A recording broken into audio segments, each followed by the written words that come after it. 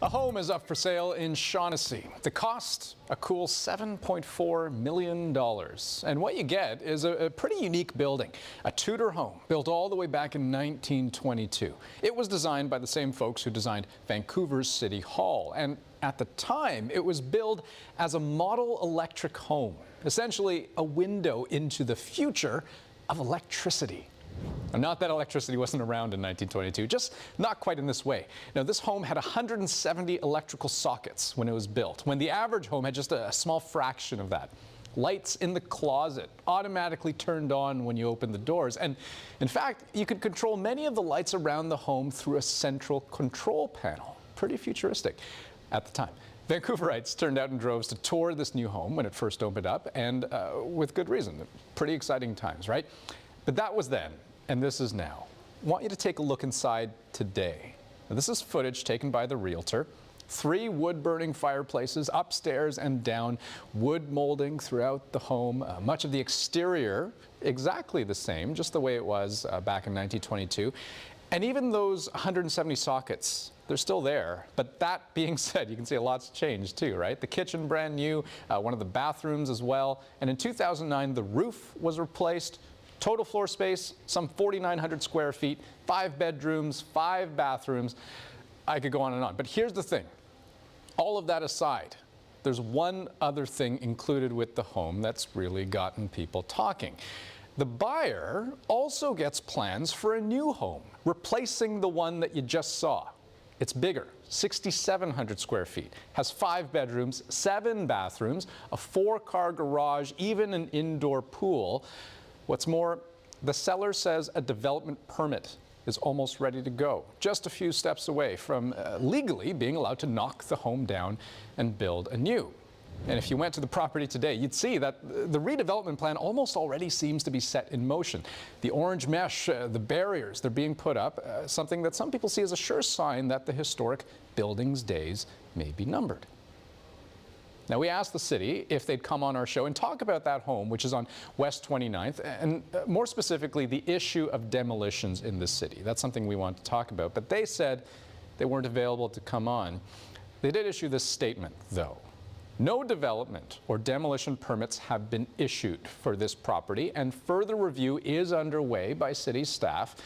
The home at 50 and 50 West 29th Avenue is not a heritage house, and it is not listed in the Vancouver Heritage Register. Now, I want to bring in Caroline Adderson, who's got a pretty strong opinion about all of this. You're an author. You're also the creator of Vancouver Vanishes, a Facebook page online. What is it about all of this that bothers you most? Well, in the case of this particular house, it's a very special house. It's a Townley Matheson, so very prominent architects in Vancouver. They designed City Hall. Many times these beautiful homes have been updated and renovated quite a bit, so the interiors are quite changed. This is really a beautifully preserved house. But if it is so special, why isn't it protected? Why isn't it on the Heritage Register? Well, it certainly could go on the Heritage Register, and it would probably go on with an A listing, which is the highest listing, but the owner of the house has to apply to put it on the register, and whoever owned it previously didn't do that. I guess the property owner may say, well, this is my right, it's my house. I can and should be able to do whatever I want with it. Yes, they can do that, yes. But I'm hoping that that person realizes that the community loves these houses and feels that they are embodying all the stories of all the people who made this city. And we're kind of reaching a tipping point here. Last year, the City of Vancouver issued 974 demolition permits for duplexes and single-family homes.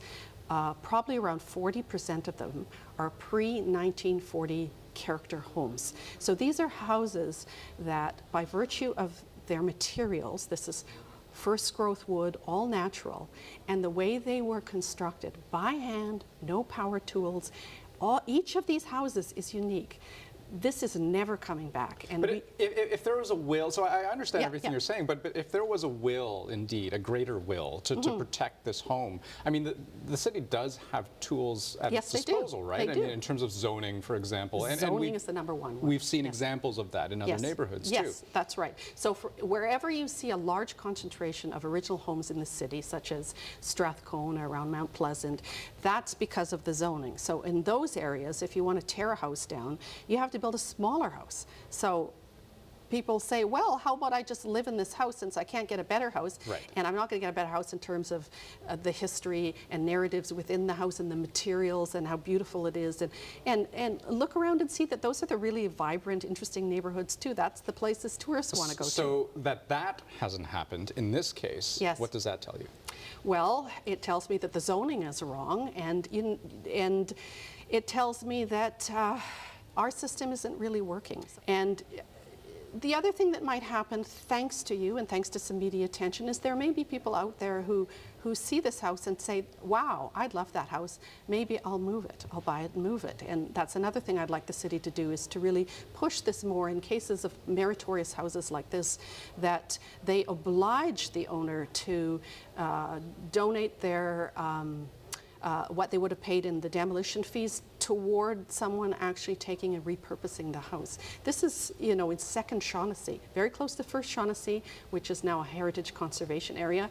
You could probably pick this house up and move it over and drop it down as infill in First Shaughnessy, and everything would be protected. That would be just wonderful. Interesting chat. Caroline Addison, nice to talk to you.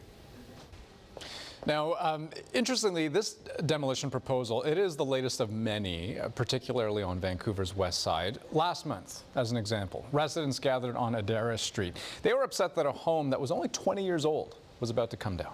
I say that people are at the tipping point, and this house represents the tipping point. So in this case, people complained that the demolition was wasteful. The home had hardwood floors, an indoor pool, and according to real estate brochures, had recently had $350,000 worth of renos. Protesters called for a moratorium on demolition of what they called perfectly good homes. But despite the protest, we have learned today that the city has approved plans to demolish that home, and the city adds it was not a character home built in '96.